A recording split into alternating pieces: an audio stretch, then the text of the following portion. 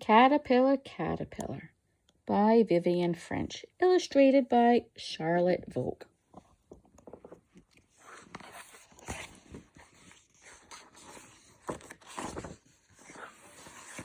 Caterpillar, Caterpillar by Vivian French, illustrated by Charlotte Vogue.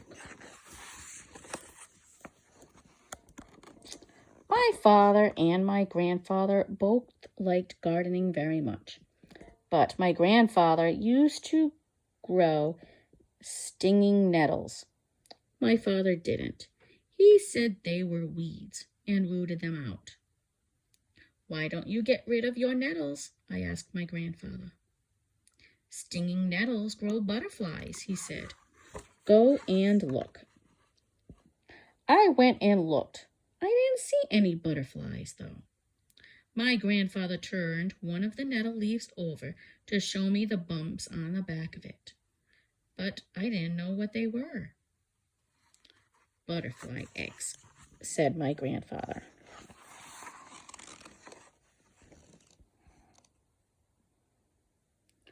"What kind of butterflies?" My grandfather peered closely at the bumps. "I don't have my glasses on," he said, "but they could be tortoise shells or peacocks. They both like nettles. If you keep an eye on them, you'll see when the caterpillars hatch." "Won't they crawl away?" I asked. My grandfather straightened up and looked down at me. "Humph," he said, "you just keep watching." So I did. Nettles will sting you if you touch them, but they won't sting the caterpillars. The eggs are dome-shaped with little ridges. Each egg is about the size of the top of a pin. Most butterflies lay their eggs in ones and twos, moving from plant to plant. Peacock and tortoiseshell butterflies lay lots of eggs at once. Nothing happened at all for 2 days. It rained very hard on the second day, but the eggs were still safe.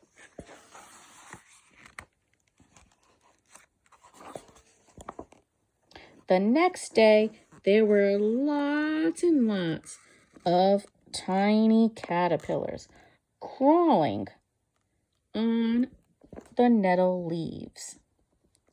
The eggs were papery and empty. I squashed some with my fingernail.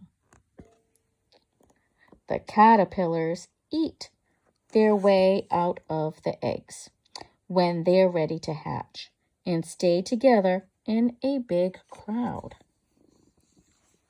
They make a web of white silk between the stem of the plant and the leaves.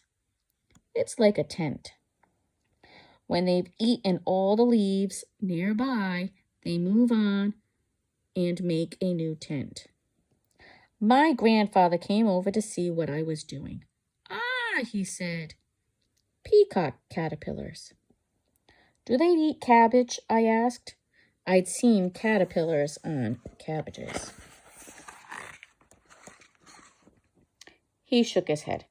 "Caterpillars are fussy eaters. If you put a nettle-eating caterpillar on a cabbage, it'll settle off to look for nettles. And if it can't find any, it'll sit down and die rather than eat cabbage." Some of the caterpillars you see on cabbages are cabbage whites. They love cabbage. Orange-tip caterpillars eat lady's smock and garlic mustard. Sometimes they eat each other. Comma caterpillars like hops best, but sometimes they have to make do with nettles.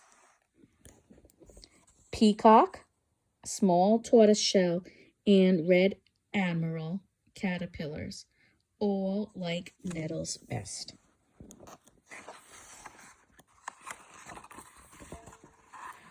I looked at my peacock caterpillars.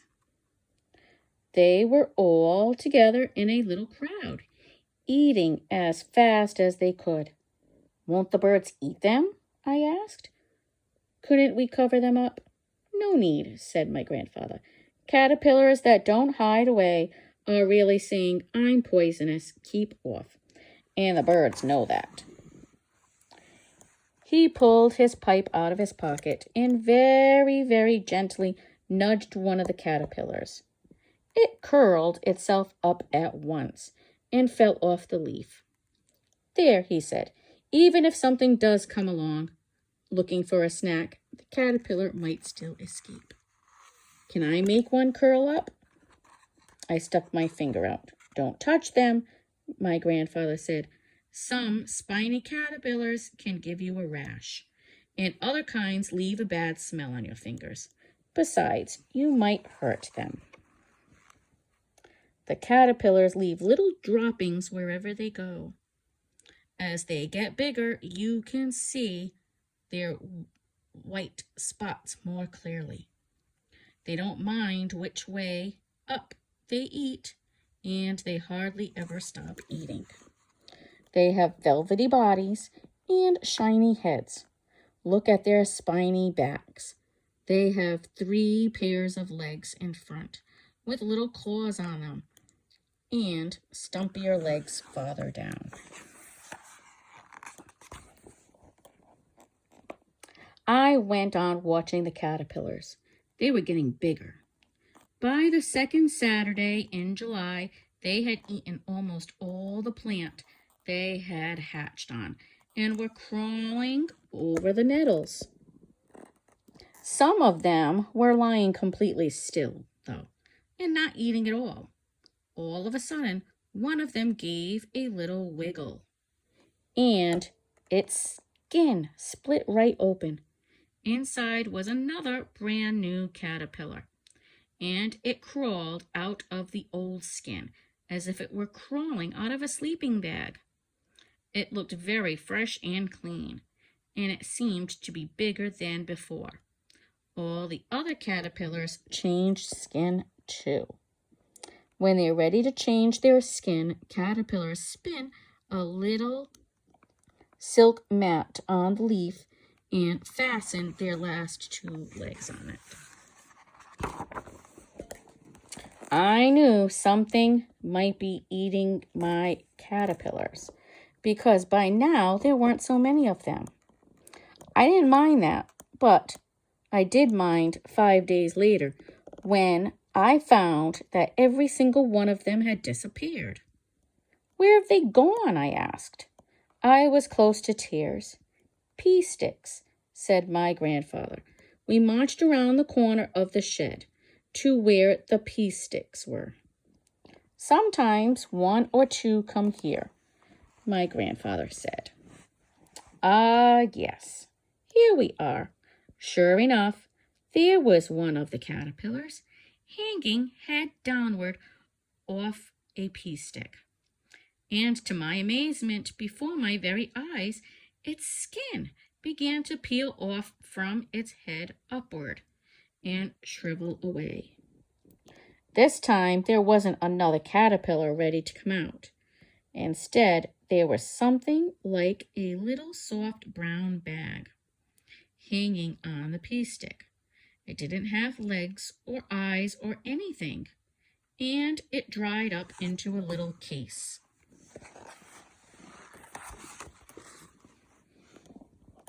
My grandfather said that was just what it was, but the proper name for it was a pupa or a chrysalis. But where's the caterpillar gone? I asked. All the bits of caterpillar were inside the case, he said, and they were changing.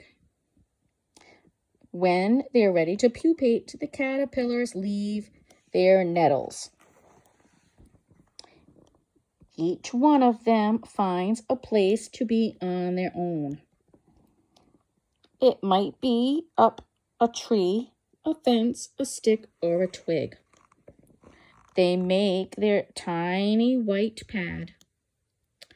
Then they attach their back legs to it and hang upside down. Soon their skin peels off, leaving behind a beautiful pupa. It's green if it's on a leaf and brown if it's on a twig.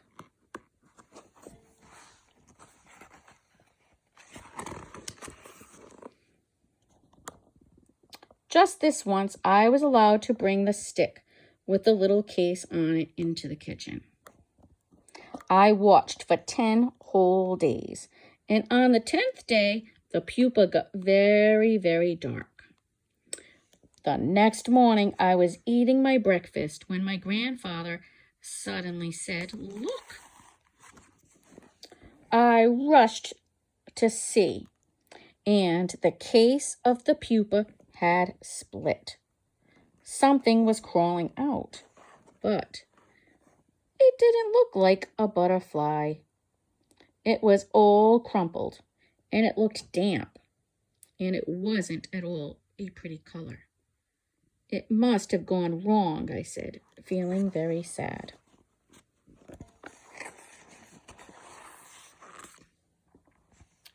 Very gently, my grandfather lifted the stick and put it on the windowsill in the sunshine. The creature crawled slowly up the stick and stopped. Little by little, it began to stretch out. It was just like watching a flower unfolding itself, only it had wings instead of petals. The wings of the butterfly unfold as liquid is pumped into its veins. They have to dry for an hour or two before it can fly.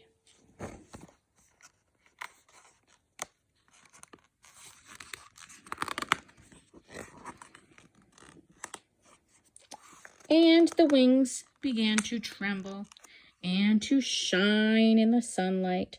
And then suddenly, there it was, a real butterfly with spidery legs and its wings spread wide open. It was so lovely that I couldn't say anything at all. Then its wings fluttered and it flew off into the garden, the very newest butterfly there.